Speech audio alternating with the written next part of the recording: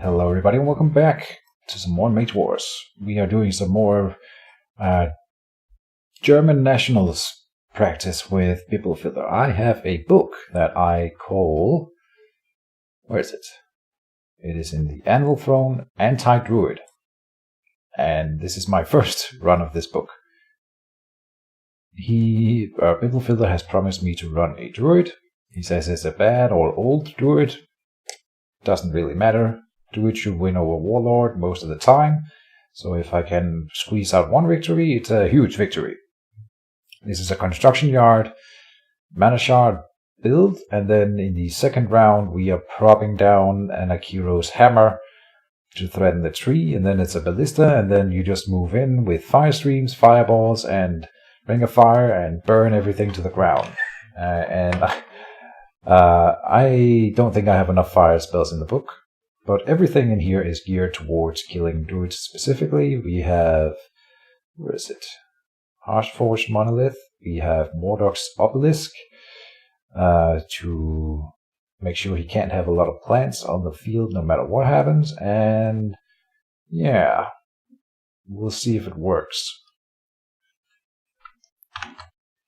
First quick cast phase, none of that. And I didn't win the initiative this time. Good. Actions phase, I move down, cast Construction Yard, and say, down with action phase. I should cast Mana Shard first, maybe, because then it could still be a barracks build. This is maybe very telling. Can I even, I haven't, like I said, I haven't played this book, and I have no idea what's going on. Alright, I've seen him do Mud Golems and Druid before. Like, I really like the Mud Golems, but the Druid just has so many good choices that I don't think she needs to run Mud Golems. But still, decent choice. They're still good, for sure. And Mud Golem and then tree, as presumed. Yes, wine tree in the corner. Alright, end of the round. Deployment phase, I have nothing in there. I'll note the time that we started playing this match, I forgot. So we are on a timer. Let's see. Alright. First quick cast phase. Not quick casting anything. I have Akiro's hammer and Akiro's favor in hand. I wanted to Akiro's hammer and ballista, but that is one more mana than I have, unfortunately. So we will do it like this. He goes first with... oh, he has initiative. Yes, good. That's when I need to cast my conjurations, so that's all good. Mud Golem spends his thing. Use growth markers.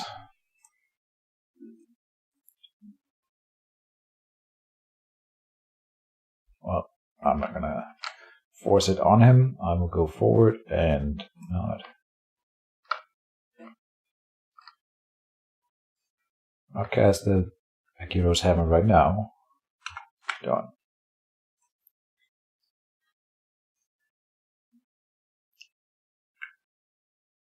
And yep, growth marker, and then you add 1 damage token to it. Because that works out, because it can never be healed anyway, so it's as good as a growth marker with only 2 life gain. Is my reasoning.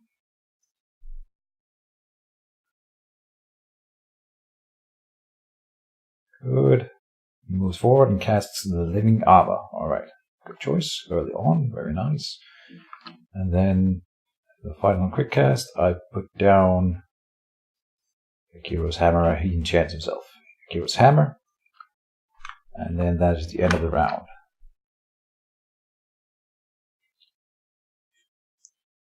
Deployment phase. And I shouldn't have Eisenach's Force hammer in this book. I should have the Vorpal Blade instead. So that's one thing. Defense ring wise, this in here. But still a lot of silly picks. But whatever, he's deploying a Thorn Lasher into his own center zone. Fair enough. Yep. And deployment, let's see, done. First quick cast phase, I have Battleforge and Acid Ball in hand, not casting anything. Will we see the Elephant Grass down here? I'm sort of expecting that to be the case. It could be the Dense Fog, but that's not going to be as good a counter. The Elephant Grass. No. Okay. Oh, no, no, no. That's interesting, because I can kill the tree right now with a bit of luck. But we will run in and try. Do I go first? I guess. He's not going to be able to kill the hammer right now. Oh, he could searching away at me, but then he would have already done it. I don't... This may be the losing play, but I'm gonna... Oh, he's gonna just use his mud golem. No reason to give him the option. He can just pass if he really wants to do his thing. So acid ball onto the tree. Here we go.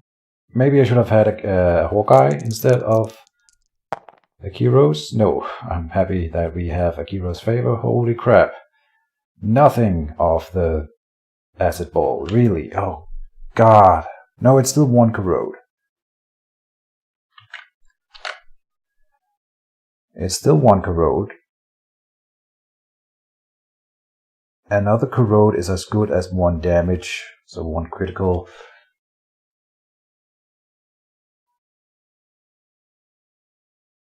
But if I roll one corrode again, but I could roll 0 damage again, so it would be the same.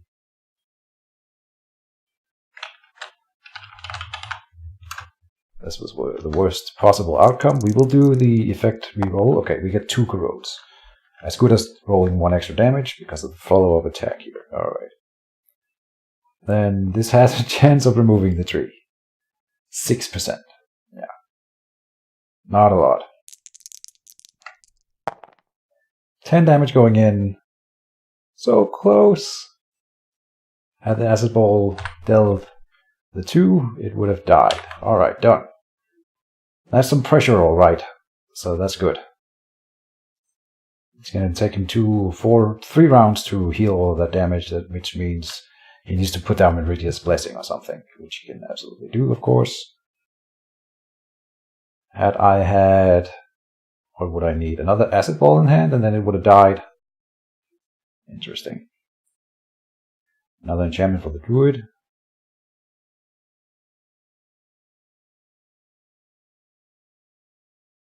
And he's just going to go in and punch me. So that's why we're putting out the Battle Forge.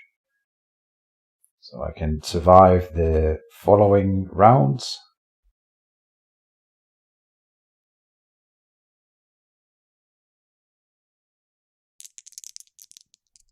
Seven damage. Ouch. Yeah. That's the problem with killing druid trees, is that you die before you can capitalize on it. Even if it works. But he's not trying to save the tree. He's just gonna kill me instead, which is fine. That's why we get the Battle Forge out. So, here we go. Oh.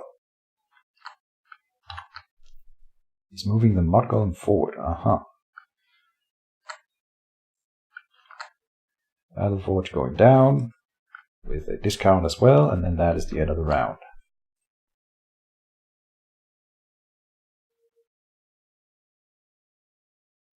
Alright, deployment. This is going to be an interesting round. Timid Falls coming out, so I have a little bit of armor and a chance to resist the snatch. I thought I would be Tank White here, and I was almost putting up heal in hand just for that. So this is good. That's what I wanted. And I have Firestream in hand. He chose actively not, because I even asked him to not put anything or life bond on the tree. So we will probably kill the tree now, unless he Tangle Winds me now.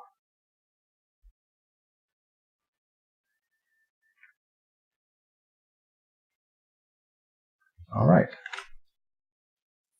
I will go down and guard and say Firestream onto the tree, killing it on average.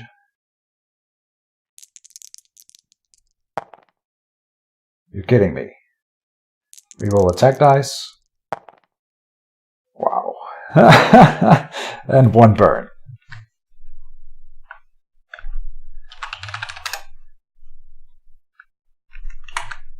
Well, what can I do? I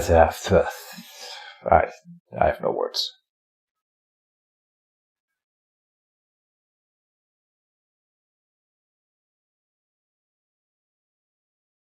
One more damage. I mean, the Akiro's hammer rolled 2 above average, so I shouldn't complain too much. But yeah.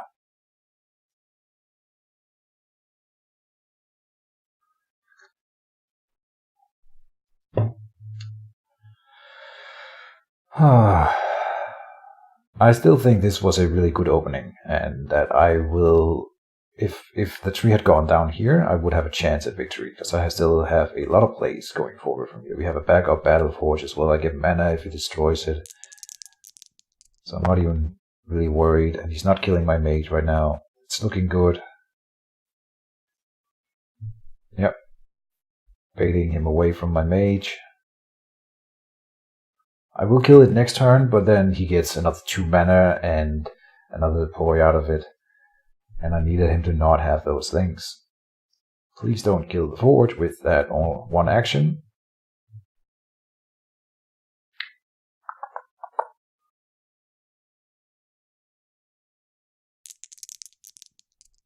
Well, okay, he does.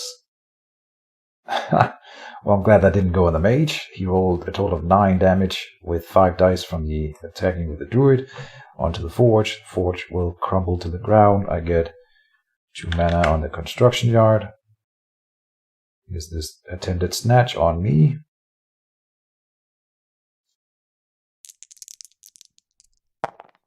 And it didn't work. And only 1 damage going in. I couldn't afford the rune on the Tempered Faults, because if I did, I wouldn't have enough mana for the Ballista, which I would have used if he had Tanglewine me. I would have put the Ballista here. Probably here. So yeah. That's why we did as we did. What happened here? Oh, the Mud Golem is growing. Alright. End of the round. And we're in deployment. I have nothing. And unfortunately, we do see another deploy from the tree, of course. What will it be? Tanglewine? No. Raptor Wine. In the tree zone? No. Okay, next to it. I have Mordok's Obelisk in hand and Akiro's Game. And Mordok's Obelisk will do another mana burn for this one here, but then it's going to be able to move in and attack me right away here, so it may work out to his advantage. I have Akiro's Game, or I'm not going to quick cast anything. I will punch it if necessary, if he had tried to block it somehow, but not necessary now. The Akiro's Hammer really only has one option. I could have bombarded this zone or this one. It's not that much. Doesn't really matter. It's what the extra deploy and the 2 mana makes a huge difference. I don't think I have to reiterate that. Let's just kill the tree. 10 damage again. Very nice from the hammer. Totally worth it.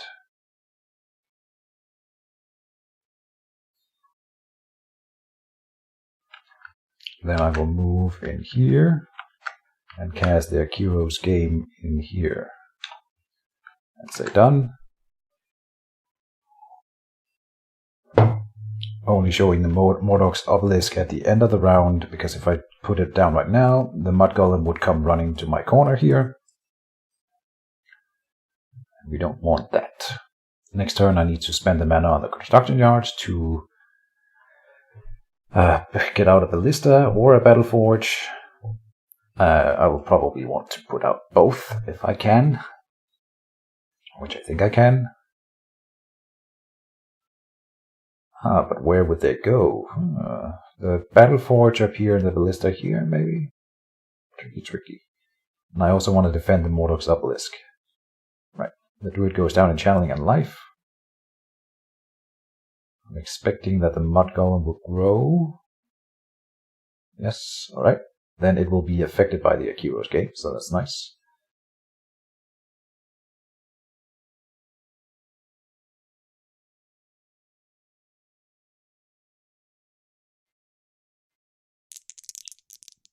And the Wine Snappers will start working on the hammer. The hammer has served its purpose. If it throws any other boulders or anything beyond this point, then that is just extra stuff.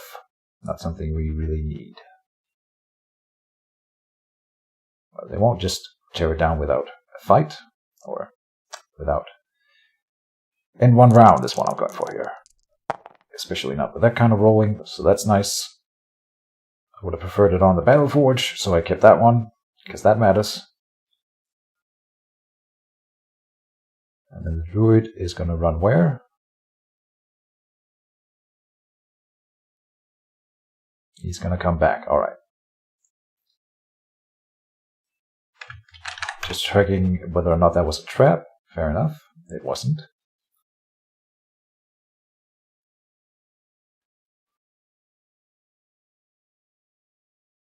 And I'm not sold on having the Akiro's game in the book, but it's pretty good against Druid because all the plants are minor creatures.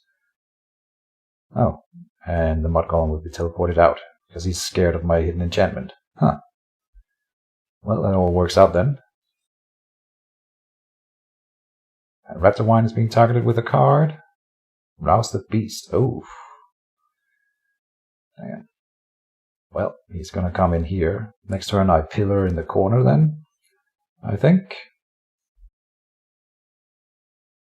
And probably just attack Raptor Wine.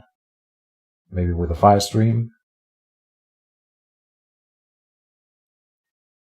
But he kind of wants to lose the creature once it's... the Mortis Obelisk is up. Damn it. Yeah. It's still gonna be really rough. Let's see, this deploy was not supposed to have happened, right? So it makes a massive difference. 5 damage going in on my Mage here. And it's not looking good. End of the action phases. Done with the action phases, yeah. Need 2. Final quick cast. I will put down the Mordox Obelisk. And we'll see if this brings me anywhere. This is still experimental, but I think this is okay. It's going to make the mana back for sure. End of the round.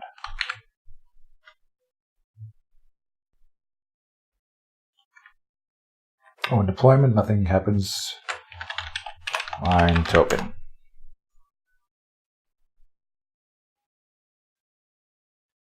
First quick cast phase, I have Pillar and Ballista in hand, and I'm still dying.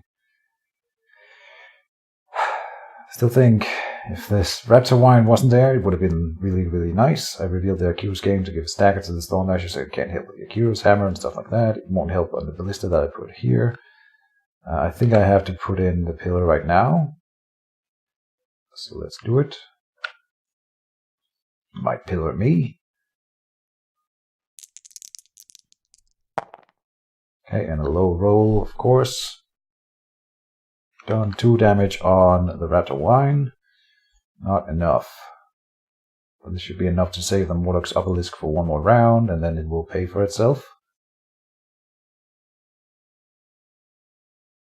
Interestingly, the Pillar of Righteous Flame is not incorporeal, so it will give mana to the construction yard once it dissipates. Which is really silly. This card needs to be incorporeal. Just another thing that is wrong with the Pillar, in my opinion. But yeah. The Pillar is still being discussed at least weekly on the Discord, and I'm not optimistic that it will ever be fixed. But once Arcane Wonders declares that they are no longer supporting Mage Wars, then I will start working on fan expansions with other people, I hope. And maybe once this video comes out, that will already have begun. Because there are things in the works already as I am speaking. Alright, the Raptor Wine chooses to go for my Mage, which I think is an interesting play here. Tanking with the Mage for me right now is the best option, so that we keep the Mordox Obelisk running. I will keep passing, but if he kills me it doesn't matter, of course, so I need to also get the Battle Forge up and running so that I can get some armor on and a regrowth belt and outlast the Druid. We're still playing untimed, and we've gone 40 minutes, so I'm losing it right now. But I have made progress, and he's paying 4 upkeep per round at the moment, which is a lot.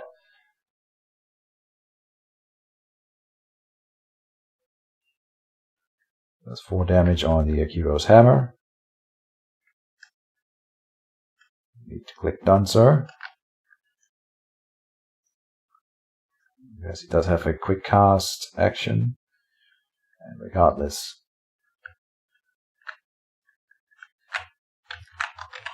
Done.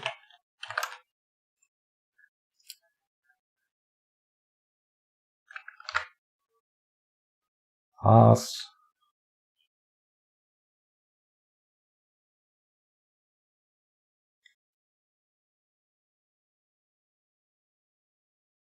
If the druid moves, I need to stay here. Alright, he's moving the mud golem. Where will the mud golem go then?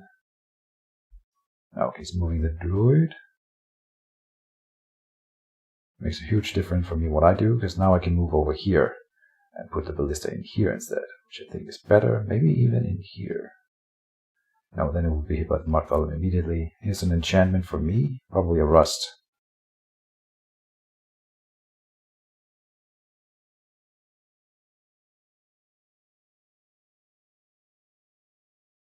Oh, he's just guarding. Alright. Yeah.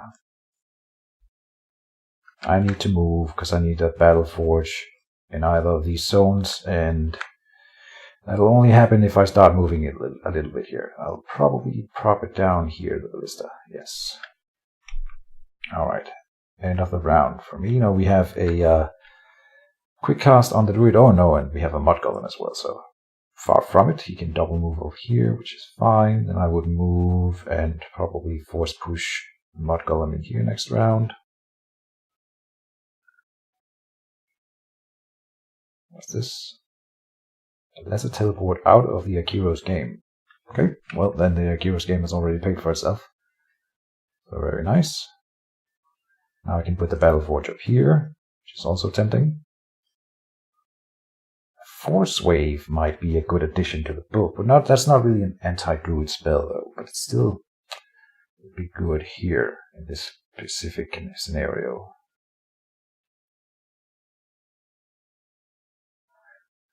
Oh, that was not what I expected. Interesting choice. Could have moved down to my mage right now with the mud golem. Alright.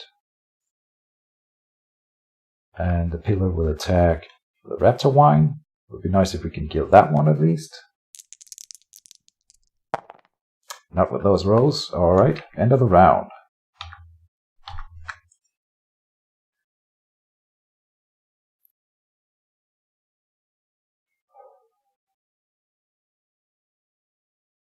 And we're in deployment. I have nothing. I have Battleforge, Embrace Yourself in hand. And we see a great wine marker on the field. It's fine.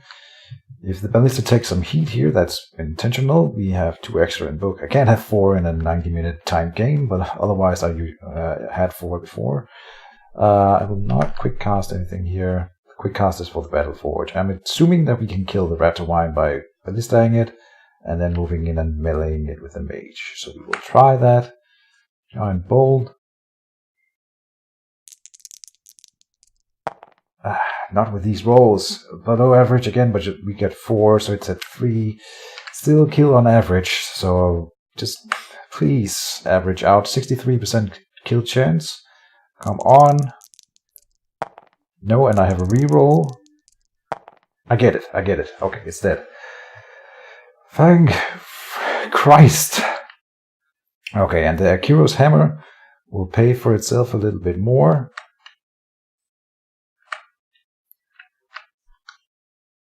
We'll make an area attack in here, dealing 4 to this Thornlasher. Which doesn't matter a whole lot, but the damage on the mage will matter. Come on, Mr. Bibble Filler, 4 damage on the Thornlasher.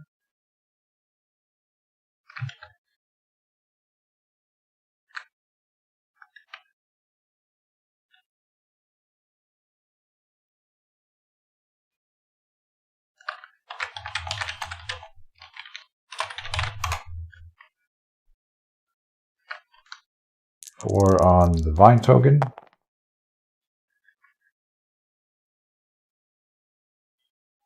and then 4 or 3 damage on 3 dice on the druid. And that takes 1 off his living armor in case he moves into my... So, done. So far so good. The conjuration's doing some work.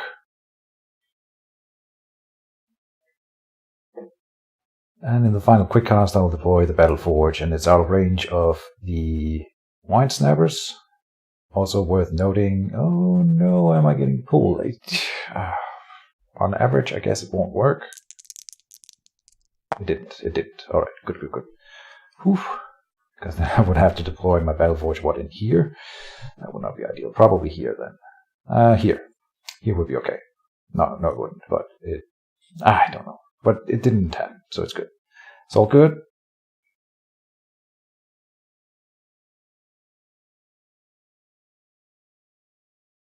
Marco will attack the Ballista, for sure. Dealing 9 criticals with 6 dice.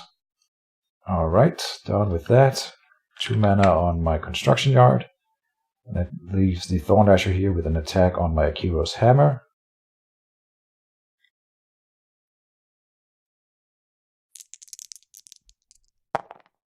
Which deals 0 at least. Alright. And the Druid. Worth noting that the damage on the Druid is not automatically healed anymore. So everything we do on her is worth it at this point. And the Druid. Is he gonna come into the Pillar of Righteous Flame? Is he pushing me out? Oh, he's enchanting my Mage. Alright. That might be a Rust again. Probably is. He's not going to run in and punch. That's insane. Haha. Oh boy. Alright. Hope for a Dace.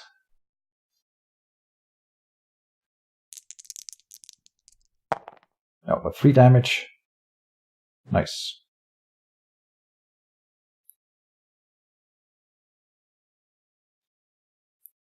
I think he's making some silly moves, but it's okay. He can take it. Being the Druid and all. He is winning still. Yeah, okay. And rolling really well. 7 damage going in on my Mage. -1 armor, so... Oh, here's the Rust. Yep. 7 damage going in. Then I might just deploy the Spiked Buckler. Could be a thing.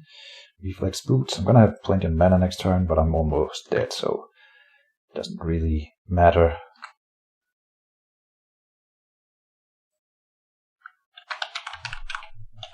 Wait. Alright, he wants to do the armor first, so it's at 3 for this attack. I expected as much, but you should always get your opponents the benefit of deciding. And here's a 5 crit damage roll on the Druid, so the Pillar is working out for us. That's nice.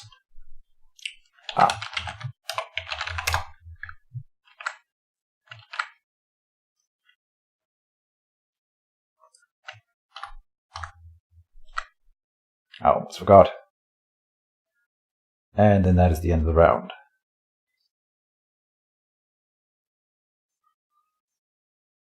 Deployment phase. I have Reflex Boots ready.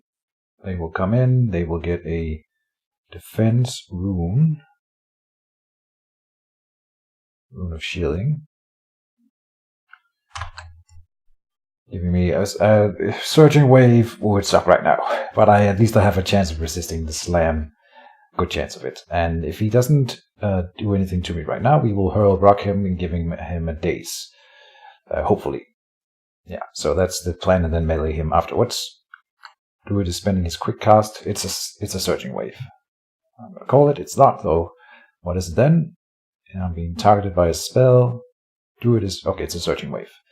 It's an attack.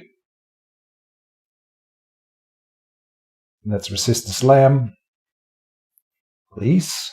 And no push. Yeah, we resist the slam, we resist the push as well, so it's good. And he rolls a maximum on the effect die, so we need to spend the ready marker on the Timid Falls. And please, please don't slam me. Please don't slam me. Come on.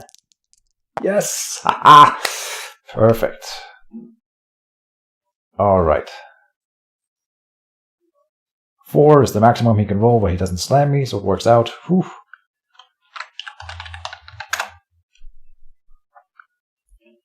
And then I will quick cast it on him and try to daze him.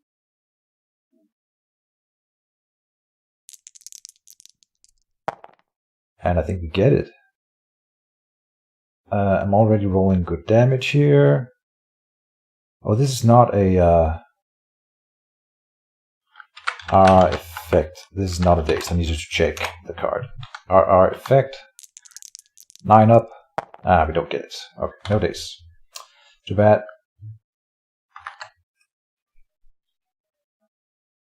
He might still just kill me with a melee strike because you have 5 dice. Oh, no. I have my defense on a 4 up.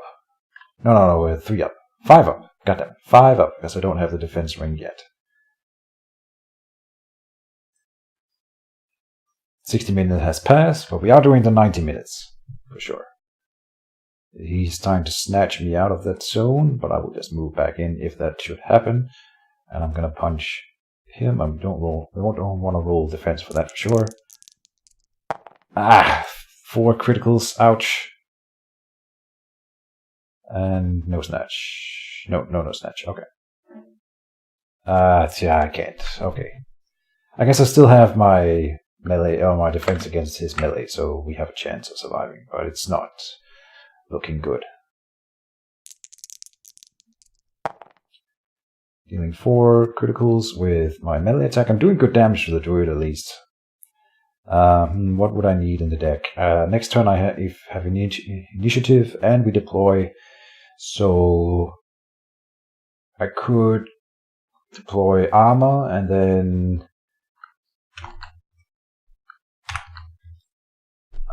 then I don't know.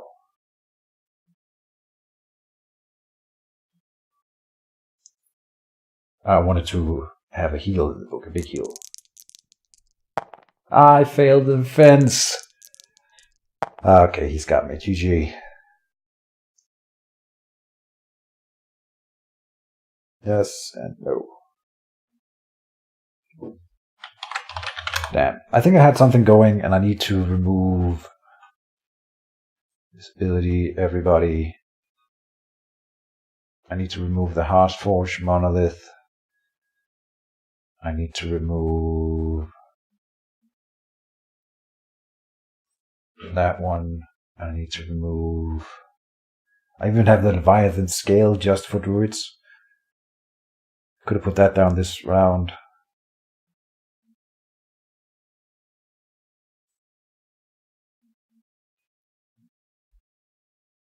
Probably the Wall of Steel. Angler Caltrops. This is stuff that I don't truly need.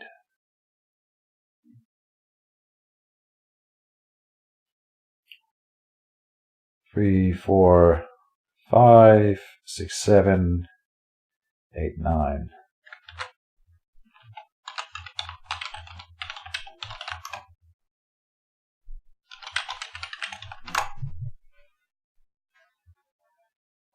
Alright, for a first trial run, I think this went really well.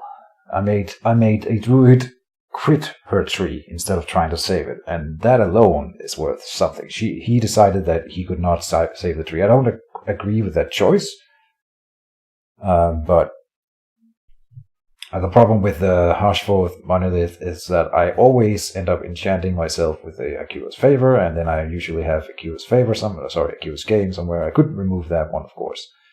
But problem is when I have enchant on the board, I'm never gonna cast it, and zone exclusives are already a premium in this book. It's cool because it's a war conjuration, so I can get the construction yard bonus on it, but still, yeah. I might give a think on this one. I might keep it. Well, he says, are you ready to meet my dwarf? This is the end of this episode. I hope you guys enjoyed this attempt at destroying a druid. I think I can do better. I just need to fiddle with it a little bit more. It definitely has potential. But we'll see. That'll be in... I'm probably bringing this one to the German Nationals, just because I don't want to bring Druid and Wizard again. It's so boring. But I also want to win, so it's tricky. Do I bring the one I know is most optimal, or something crazy off meta that might have a chance at winning? Because this one is entirely spec towards killing Druids, but can it destroy other books? I don't even know. Anyway, this is the end of the video. Thank you guys for watching, and see you in the next one. Bye bye.